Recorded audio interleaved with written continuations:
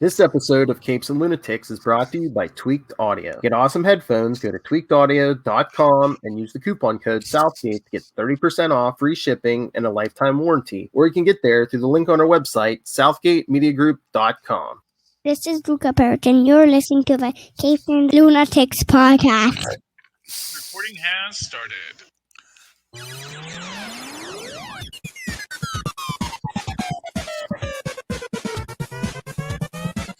Hello and welcome once again to the to Super. I forgot what show we were on. It's Super Connectivity, kids. This is the show where you super connect with us and we super connect with you, and in that connection, we understand the world a little bit better. I hope.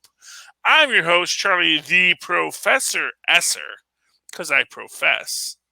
And with me, as always, is the blue-eyed bomber of the Burg of Pits. Phil me in Perich. Because he fills me in. Because Phil is actually a comic historian with a great knowledge of lore and legend that I do not possess. But he is very staid and academic, whereas I am a showman. Ta-da, ta-da, ta. Yeah. He shows it all. Speaking of showmanship, shall we discuss the WandaVision? Yes, episode 8. Spoiler kid. Previously on, yes. So spoilers for this. So this is, in classic sitcom format, the flashback episode. Wop, wop, wop, wop. Remember that time the bomb fell on your apartment? What a wacky adventure that was! In the middle of the bike show. Yeah, you know what's fun about this? It reintroduces mutants. Establishes that mutants have always been there. Establishes that mutants are a thing. Yeah. Just not as big a thing as it was until... it retcons that. Oh, yeah, Hydra didn't give you your powers. No, well, exactly that. Oh, you always had powers, which suggests that Peter always had powers, which also suggests that these powers were always there, but that when you're exposed to an Infinity Stone, they get a little bit of a jump up. And, gee, who was recently exposed to an Infinity Stone, Phil? Half the universe. That's right. Half the universe was exposed to an Infinity Stone, so. Wop, wop, wop, wop, wop. Yes, you're correct, Tristan. They were exposed twice. Which actually goes to my most interesting fan theory I have left. That I don't think people are thinking about yet, but I think is actually the truth. Wanda was pregnant when she was snapped. She was? She was. The children were already there. The children were a part of her when she was snapped and were snapped out with her, which is why they were being born with powers. And likewise, they are Vision's actual biological children, because Vision is creating his own Horton cells to literally impregnate his wife. This is different than what was in the comics, I know, but don't always go to the comics. My theory is that Wanda was pregnant with the children when she was snapped. She didn't know she was pregnant. It was a very recent thing. You know, I mean, let's face it, we know they were doing we know they were phasing. They were in a phased state. They were quantumly superpositioned within each other at some point prior to this. And then in that very short timeline, which is the thing, is like everything is in this super short timeline. And that's, I think, something that we often forget about this, is that in those 5 years, really what we're looking at is this super short timeline of just a few weeks for Wanda and everyone that has been brought back from the snap.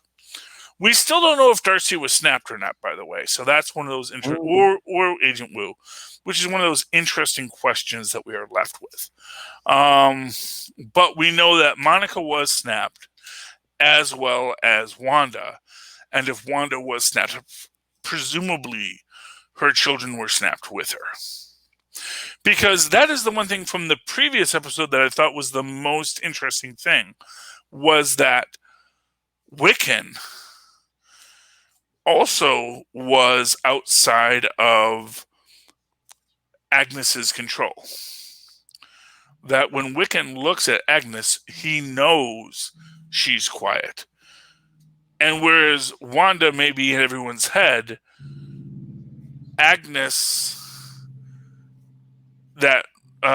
Billy knows what's going on with Agnes. He can see her for what she is, and that is a little overpowering for Agnes. Obviously, she is able to exert herself with her greater knowledge base, but she knows Billy is arguably even more powerful than his mother, or could one day be.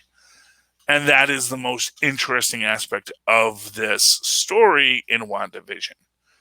That basically there's more to the story than we thought. Big case surprise, I have a big theory about Vision. You ready for this? Let me hear it. In the flashback, remember where they show her, in her grief, like building, changing Westview into this, into the 50s sitcom, and then like you see the Vision kind of like come out of her. Mm-hmm. All right. Remember how he died? Well, first she blew up the Mind Stone in his head, but then Thanos turned back time and just ripped that stone out of his head. Mm-hmm. What if the Vision's consciousness, his soul, whatever you want to call it, was in the stone when Thanos takes it? And then that's his little snappy snap. He, days later, he destroys the stones. Vision's off in the ether. Wanda's already been snapped. What if those two kind of commingle, and then when she comes back, Vision's soul or whatever is in her? So that's really Vision in mind or soul, not body, because at the end we see, white Vision. Yeah. Well, I want to give my shout out to E-Man's Movie Reviews, who has been pushing the double vision theory all along, which is he said that the vision we are seeing in Westview is not the physical vision we saw in the labs at Sword, and that is confirmed this issue. Interestingly about that is just this idea that so here's what I will say. We know Hayward is the villain. Mm-hmm. I was a little disappointed that you do see Wanda's, taking over the town as her own grief. I'm a little disappointed they went with the crazy lady trope with that. I was hoping they were going to break it, but they went with it. Okay, it's easy writing, I'm sure. But I think they do something in this that is kind of intended to show something that other people didn't see, which is the idea that she gave everyone a better life than they had because they had a sitcom life.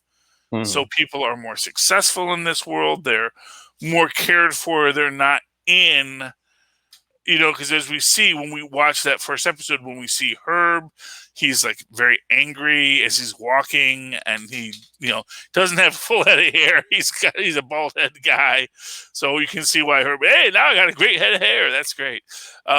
You see Johnson, although Johnson's still a sad sack in this universe because I guess sad sackery goes beyond dimensions. We see that he's actually a piano teacher in this one, but also kind of a sad piano teacher. We see that the mailman, later a delivery guy, is a pizza delivery guy, so he's still delivering things, but he seems much happier in his life in the WandaVision Matrix. But along those lines, I do think that is the idea that we're supposed to take away from this, which is that there is some kind of therapy going on in this. That and that's the thing, which is why I don't think Agnes is really being evil here. Agnes is being a very tough counselor, but it is about helping Wanda get through what has happened, to rebuild herself, to rebuild her universe. So I'm really interested in that. I found it interesting that when they are dissecting Vision, Wanda says, "Stop it, stop it, stop it." Just like Mrs. Hart said to Mr. Hart when he was choking. Mm-hmm. I thought that was a really interesting parallel they put in there, so that was neat. You know, on a lot of levels, this was a really good episode. Oh yeah. Especially as it went back in time. Now, it's interesting to me that she is officially in Hydra in this, because I kind of felt the canon was that Hydra was hiding within S.H.I.E.L.D., so that the Hydra facility was actually a S.H.I.E.L.D. facility. But obviously, they're making it, I think it was both. Hydra branded facility. It was both. They had their own, and then they also had sleeper agents and S.H.I.E.L.D. also.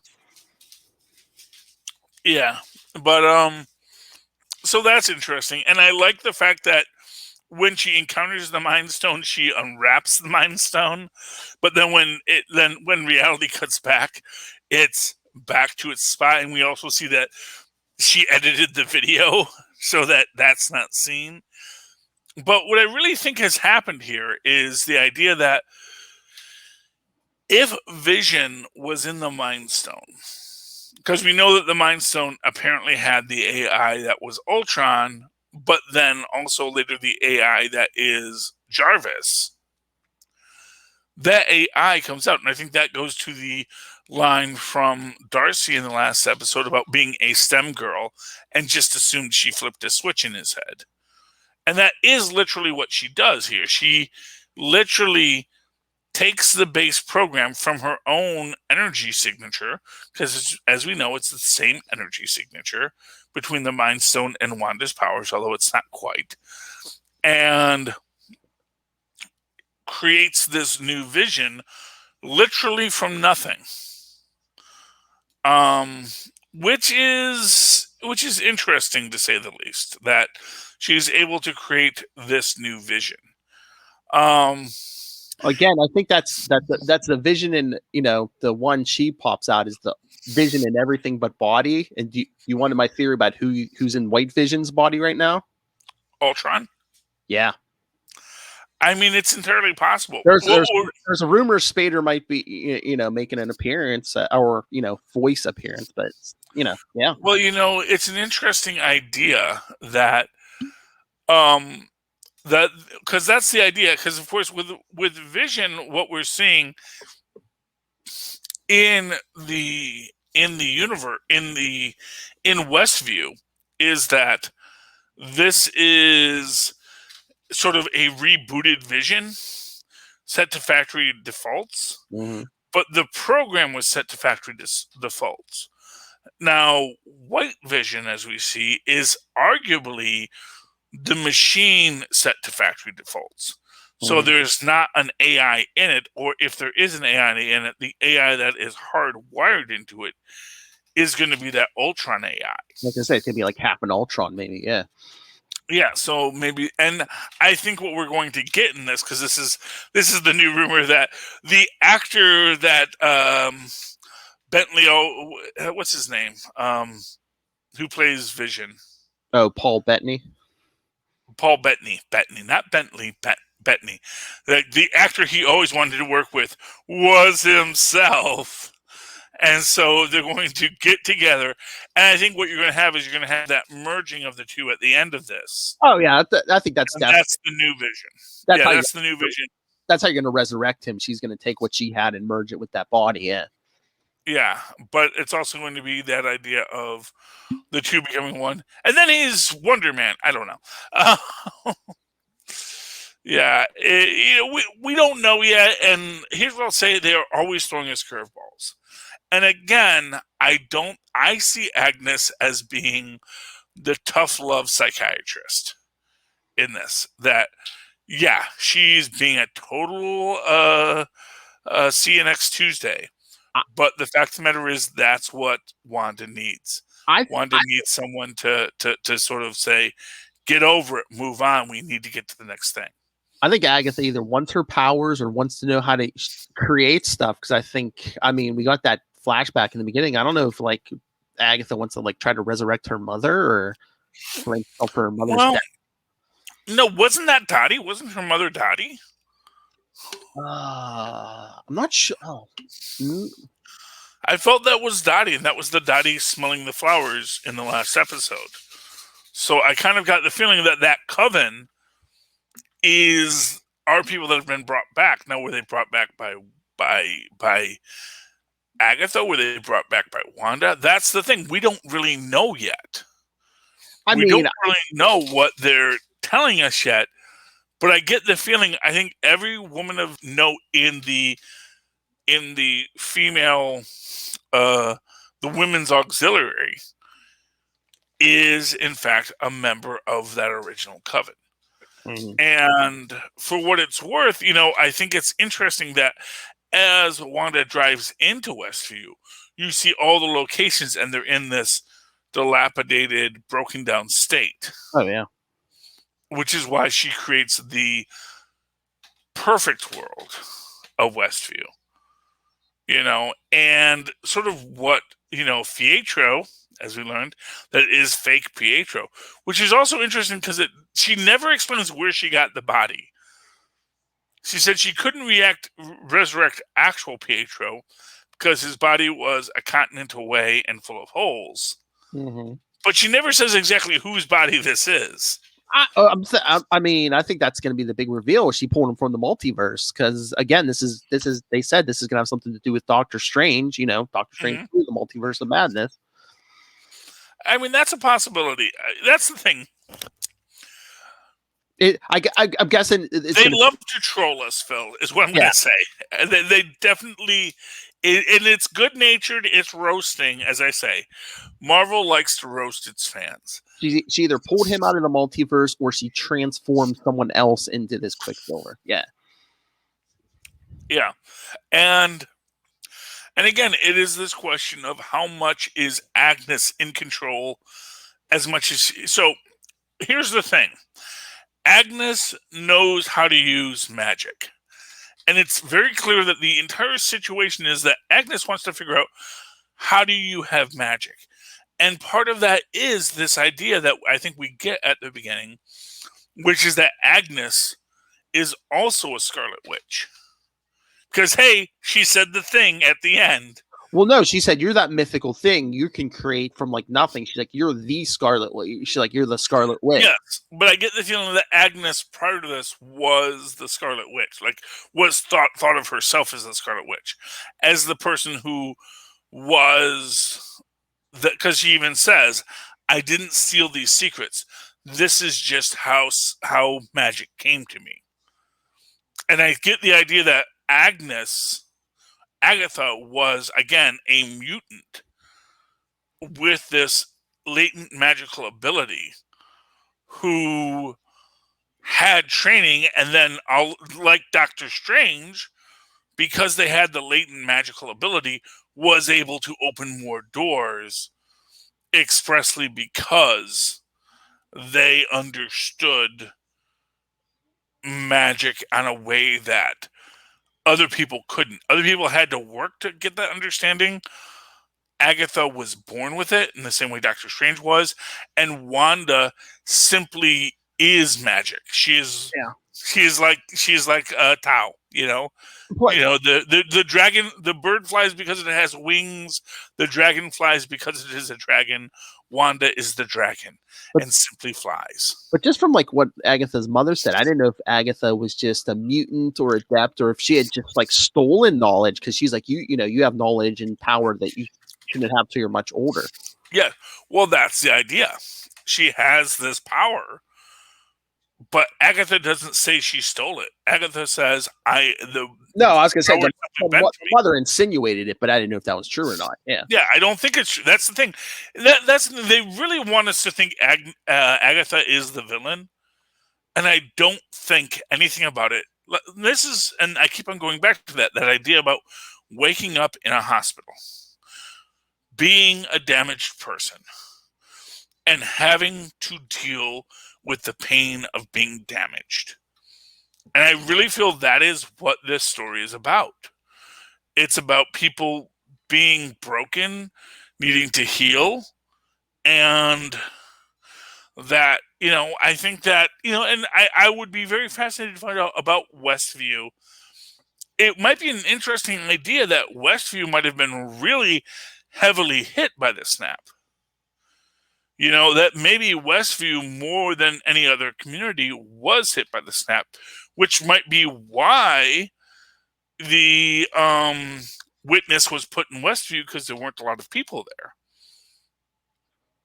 And so you have this place in Westview that has fallen into disrepair, that has broken down.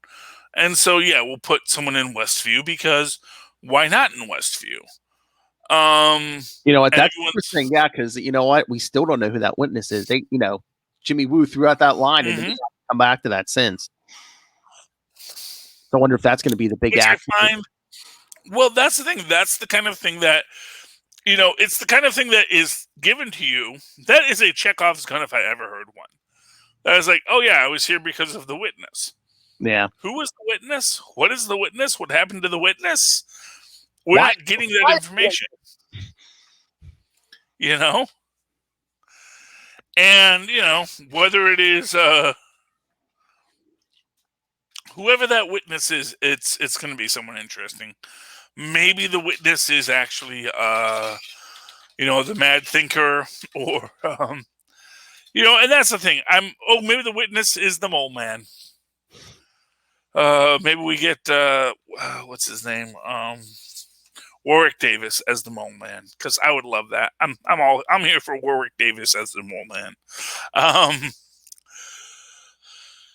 Anyway, yeah, it's an interesting story, to say the least, Phil. Oh, yeah. I don't know where it's going, but I like where it has been, and I like where it's going next. They're definitely playing up the, what do you call it? Evil quality of Agnes. Yes. But again, I think that is more meant that's more meant for our misdirection than the actual story. I think she is evil, as Dr. Strange once said about Dormammu. Well, he is evil, but only in our mortal moral sense.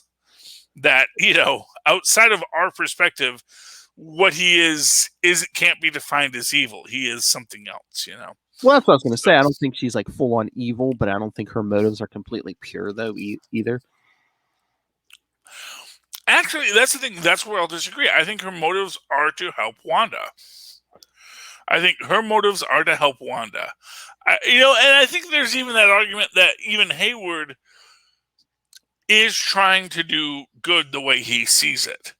He sees the world as a world of threats. Oh, yeah. And so he needs a sentient weapon.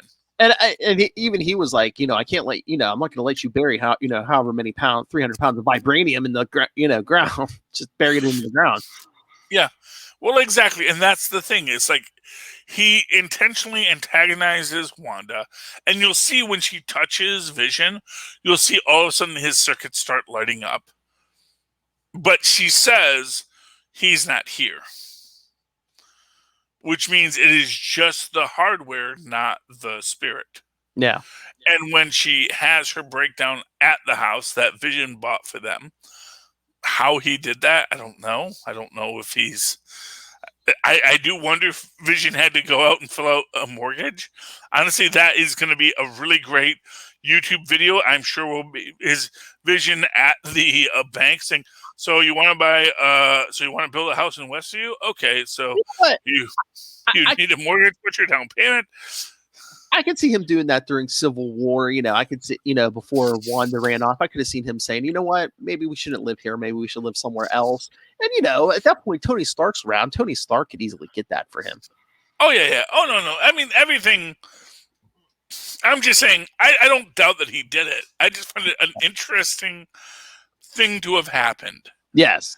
And I would love, like I said, I would love to see the YouTube video that will eventually be made, the animated YouTube video of Vision, whatever they do, either he's applying for a loan or he's going to Tony Stark to get the money, or, but just the idea of him having this plan.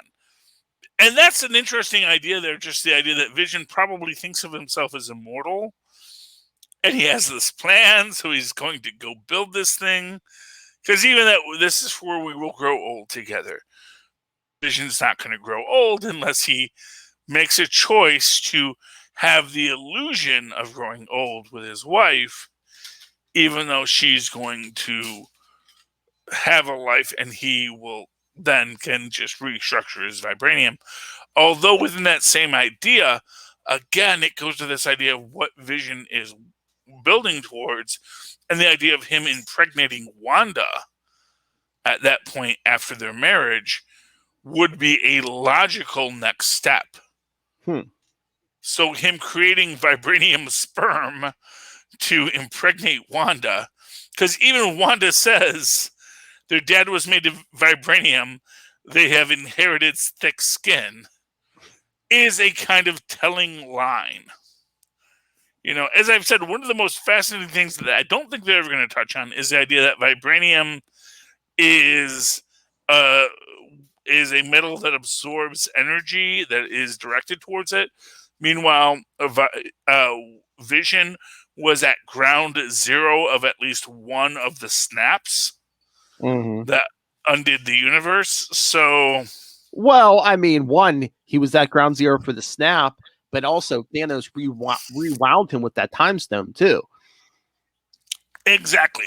So the energies within that vibranium are probably insane. And of course, that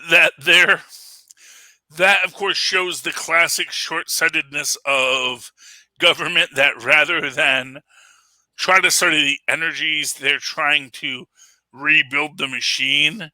It's like, you know, there's actually something far more useful here than just that machine.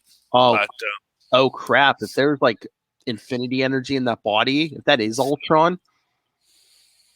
Well, even if it's not Ultron, there's infinity energy. I know, but I'm just saying, Ultron might have access to some limited Infinity Stone energy now. Well, what else is new? You know, I mean, yeah, but I don't think. Ultron was arguably the operating system within the Infinity Stone. Yeah, which is an interesting question. Like, was Ultron in the Mind Stone? The concept of having a mind? Was it Tony Stark's mind that overlaid over it? I mean, what exactly was Ultron is a very interesting question. And that's why we like Marvel movies, because there is a complex lore that we can't rely on because we're having it revealed real time. Oh, fun thought I recently had. Speaking of things revealed in real time, you realize that if by the time She-Hulk comes out, Jessica Jones is in it, she may actually have Luke Cage's kid. Ooh. That the timing actually works out that, yes, in the off-camera world, she and Luke Cage reconnected. Because, for what it's worth, the Daughters of the Dragon are doing their own thing. And Luke and this detective might hook up. And maybe even, Jessica's in AA, which is, good. She should be there. And they bring up an old Charlie Esser theory, and Patsy could be with the Thunderbolts. We're getting them, man. We've got our Zemo. Yeah. And we recently saw in Falcon Winter Soldier, the most recent clip, we get the full Zemo. We get the mask and the fur collar, and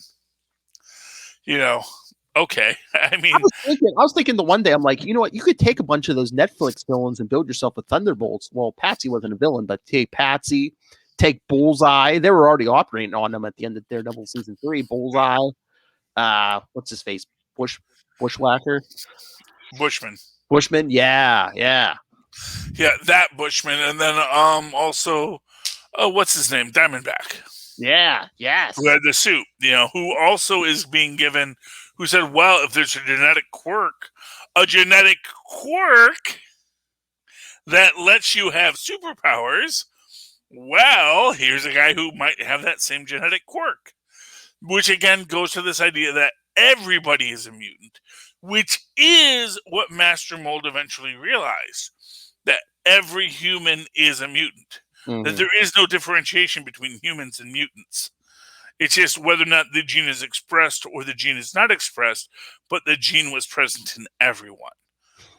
And that, I think, is the crux of the Marvel Universe, is that I think they're going to be codifying this going forward. It's like, no, mutants always existed.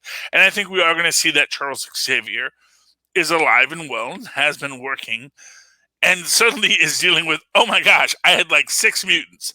I had a girl named Jean Grey and a Scott Summers and a guy with wings and a Beast and Iceman. And all of a sudden, there's like 600 mutants that all are trying to come to my school. I'm like, oh, I was not prepared for this. This was not the universe I was trying to build. So it's interesting. It's interesting if the idea that mutants were always there, but now there's like just a lot more because of all the snapping, which was, of course, as I've said, the original idea of the mutants. It's like, it's not that mutants didn't exist before now. It's just that now that there's all this excess radiation in the atmosphere, suddenly there's a lot more mutants because there's a lot more energy to pull upon. Anyway, it's a question, Phil. I don't know. Let's see, we talked about Superman and Lois. We talked about Batwoman. I'm sorry, what? Oh, no, I was going to say comics. Yeah, I was going to say, let's go to comics now. What was it? Let's talk U.S. Agent. I don't know how I feel about John Walker, U.S. Agent. Speaking of kids, I do see that we get, first off, the coloring on this book is kind of weird, because dang if they don't make John Walker look like he's black in this panel. When he first goes to talk to... Yeah. Yeah, I mean, yes, it's supposed to be shadows and everything, but it's like, that's weird. It's weird how they present it. I first looked at it. I'm like, wait, is that John Walker? And then I was reading it. I was like, okay, the dialogue's saying it's him, but. Oh, by the way, I am loving the Heroes Reborn ad. First off, we got the Doom Hulkbuster fighting Hyperion, and we see Mephisto over here in the corner. By the way, I loved Mephisto's cameo in Amazing Spider-Man this week. Although at the same time, I gotta say, with Mephisto and I love Mephisto running that casino. It's like, hey man, you have any idea how profitable casinos are? Well, yeah, I mean, that's in that one storyline when he got locked up. That's where Doctor Strange locked him, is in a penthouse in Las Vegas. I guess, Mephisto was watching Vegas and saying, hey, I can do some stuff here. Well, yeah, I mean, it is literally Sin City. Mm-hmm. It's like, oh my gosh, the humans built a city just for sinning? How did I not know this? How is this not my base of operations? This is my power battery on Earth. This is greed. This is lust. This is avarice. This is envy. This is gluttony. Have you seen the 99-cent shrimp buffet? Goodness. And is that a demonic Hyperion in the right corner there? Oh, of this one? No, that's Gargoyle. Okay. That's the classic Defender Gargoyle, recently reintroduced in... Oh, what book was that? Oh, in Iron Man, dude! You just read this book! I know, but I'm saying the outfit kind of threw me because he's wearing that red and yellow. Well, yeah, demons wear red and yellow because, well, heroic demons wear red and yellow. And, that's the thing. See, that's how you know Hyperion... He wants to be a good guy, even though he's not necessarily, because he's red and yellow. And that's the hot colors. There's no cooling blue in his palette to make you go, oh, okay, he's not so bad. I mean, he's even a redhead. He's even a ginger. So it's all hot-blooded energy there. Because, Superman, he's got the blue and black hair. He's always cooled down. Hyperion, though, he's always turned up to 11. That's the problem with the Hyperion. He may want to do good, but he's turned up to 11. Even freaking Dr. Manhattan is blue because the palette is about being chill. But if you don't do that red-yellow palette, that is a different palette, and that is a palette of excitement. And nothing good happens from excitement. We realize that John Walker lost his job because essentially... So this is weird because this is some Illuminati weirdness, is that all of the killer tactical teams in this are like from really random agencies, including the USDA. It's like, at that protest, I think that was the whole point. They just put a bunch of untrained guys on the front line with guns and said, "Oh yeah, hey, hey." Oh, you think that they were just untrained guys and that they weren't? I think it was on purpose that someone put a bunch of untrained guys on the front line with guns and be like, "Hey." Oh, I mean that's actually a good idea too. My takeaway was that no, there were just these sleeper agents. That there were USDA agents with guns. Yeah, no, that cow is not ready to be sold. Bam. I mean, I don't know if they were setting up U.S. agents or they wanted to make someone else look bad, but yeah, no, I think that was on purpose. Yeah, everyone looks bad in this. I like Lamar Hoskins coming back. Was he married before? Or is this the first? I think this is the first we're hearing about him being married, and apparently it's not his kid because it said he got married with a ready family, and he says he was drunk. So it sounds like a Vegas wedding situation. Okay. It's also kind of weird in and of itself. It's like. How does, I don't know. I can see someone like latching onto a superhero in that way, but, it just seems weird. But he also seems to be a very caring and doting father, taking care of the kids. So maybe, whether it's his kid or not, he says, you know what, no, I'll step up. I like this lady. I'm going to take care of things. We actually get, man, could they have made the Saint look any more like the, what's his name? Oh, the comedian? The comedian, yeah. I didn't know if that was on purpose, too, or not. I was like, yeah. Yeah, it's obviously on purpose. And that's fine. And, yeah, I'm not quite sure where they're going with any of this, but it was an enjoyable read. I'll definitely give it that much. Even to the point about his sisters... The hair that she dyed, she didn't dye her hair purple. It just turned purple because of the chemical. And then we see that Murray, the guy who is actually the secret master of all of this. I'm guessing we're going to get some 10 rings nonsense in this before the end of it. Maybe. But I enjoyed it. I liked it. It's a good story. But where was the ice? The cover gives us, "I am just ice." Oh! You have a cover that says "I am just ice." I don't know. I'm assuming it's supposed to be justice, but they break it up. Look kind of weird. Yeah, I mean, I didn't get that cover obviously, because he's cool, man. Oh. He's got the darker palette. He's not trying to be all crazy and hot blooded. You want to do Black Cat, Maestro? These I haven't read yet, which is Champions, Ms. Marvel, 75th issue. I'll read that for next week. And, of course, Sabrina, me, and we'll talk about that next week. Yeah, Maestro. Maestro or Black Cat, throw it on. Yeah. Yeah. Okay, so Maestro. All right. Doom just causes problems.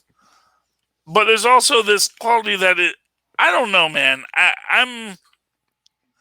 I'm torn in this because, first off, I love Ajax just punching Hulk again. Oh, yeah. Because I kind of get the feeling that Ajax could absolutely take out the Hulk if he had to. Maybe at this point, yeah, because I mean, the Pantheon age is much slower than the Hulk because he doesn't recognize the Hulk because he's all old.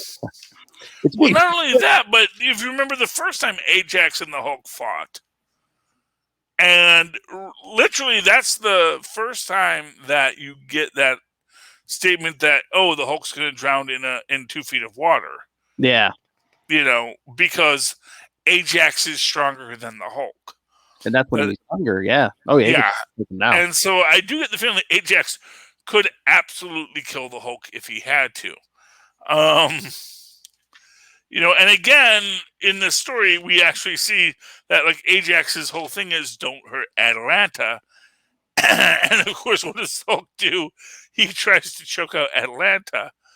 I'm surprised that Ajax didn't completely jump him then, but I guess they made the point to tell him the plan. Don't jump the Hulk when he tries to choke out Atlanta. We're drugging him.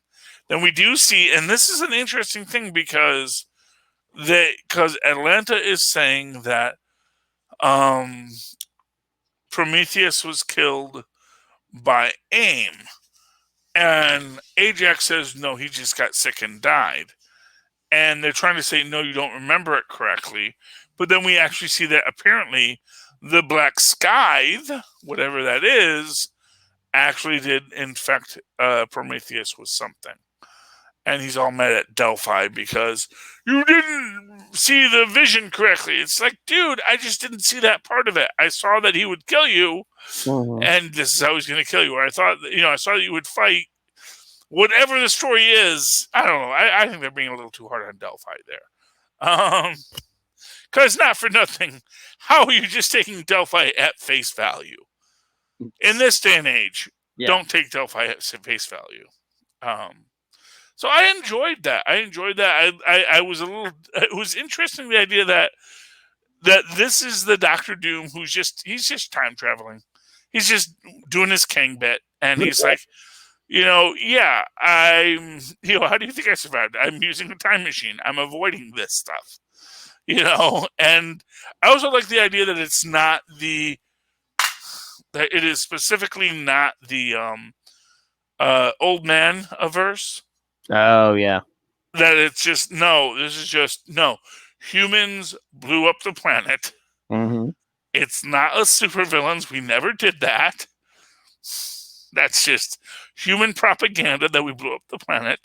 This was just humans blowing things up. And yeah, I'm Dr. Doom, and I was just out of town at that time. I was back in the past, I was back in the future, and this is the universe I want to be in right now because it amuses me. Which, who's trusting Doom? Sure. But still, he gives them the stuff to take out Banner. And they do take out Maestro in this. So good for that. And I'm looking forward to next episode to see what happens. Oh yeah. Doom was like, whoever wins, he's gonna double cross the winner. Well, of course, Doom is Doom. Doom is Doom, and Doom is gonna Doom. Just like our own Master Doom, Rob Southgate.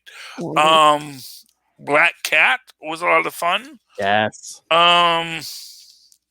We get her. This is, and it's interesting because we get a split consciousness of her using the power of Yggdrasil, using that ultimate Norse magic power, that wild magic, that chaos magic, and it wanting to be set free by her. And when it offers her too much and she says no, which I also thought was just a very interesting aspect of it. The idea that, she actually does reject it because in the end, she is not going to mind. She's not going to make people love her. And that's where it went too far. It's like, oh, kill all my enemies? Great. Have everyone just say I'm awesome? Great. Have them be the most powerful person in town? Yes. Have my lovers come back to me? She's like, no. Consent is important. Mm-hmm. Always remember, you have to have consent. So I loved that. I loved that aspect of the story, and I thought that was pretty good. Oh, yeah. I mean, that's Felicia. Yes. And then final book I got this week is The Union episode 3. This seems to be post King in Black, which is weird. Because they're like, whole King in Black, okay. Now everybody's off in their own thing, and we're fighting. We introduced a new character called Bulldog, who is basically a cross between Wolverine and Puck, which is cool. He's a short guy, but he's very strong, and he beats you up. We realize that the actual villain is going to be a guy by the name of Doc Croc, who is apparently a villain in England, who has employed several of the villains, and you kind of get the idea that basically the Union is just the British Thunderbolts. So that sounds like fun. Anything you want to talk about, Phil? No, I think we pretty much hit it tonight. Oh, okay, well, that's good. Folks, I hope you've enjoyed listening to this show. If you didn't enjoy listening to the show, have you considered that it's not us, it's you, that you don't have adequate audio equipment, and that really what you need is a good pair of Tweaked Audio headsets from tweakedaudio.com, where you can use the coupon code Southgate at checkout to get a discount on their already affordable audio equipment. Likewise, you can use that same coupon code over at huntingler.com. Phil, can we pause for 1 second? I really need to stop for a second, so okay. I'll be right back. Or I can just keep doing the plugs. Like Charlie was saying, go get Tweaked Audio and Huntakiller for please support those sponsors. Use the code Southgate for both Tweaked Audio and Huntakiller. But if that doesn't interest you, if you like to read, or if you're interested in the world of podcasting itself, you can pick up Pod Life, the book. You can pick that up digitally or in paperback. Learn about the journeys of many different podcasters, including myself, Robert Southgate himself, head of the Southgate Media Group, a bunch of our friends. Very interesting stuff. And you may be asking, where can I find this tome of knowledge? Well, I'm glad you asked. You can get that on Amazon. Everyone knows Amazon. And when you go on Amazon, use the link for Southgate Media Group. It's right down there in the show notes. Doesn't matter if you're watching this on YouTube or you're in the on the podcast. It's down there in the show notes. And when you do go on Amazon, use the link for Southgate Media Group right down there. Like I said, help us support this show, the network, the Southgate Media Group network, and all our various shows. Whatever topic you're looking for, especially if it's some kind of pop culture, TVs, comics, movies, we have the podcast for you. We have gaming. Help us support all of the various shows by using the code when you go on Amazon. Help support all of us, and of course, the head of the network, Mr. Rob Master Doom Southgate. Make it rain, so says Master Doom. What did you say? Please kick me in the pants. Why did your eye drift over to my box? Mark my words.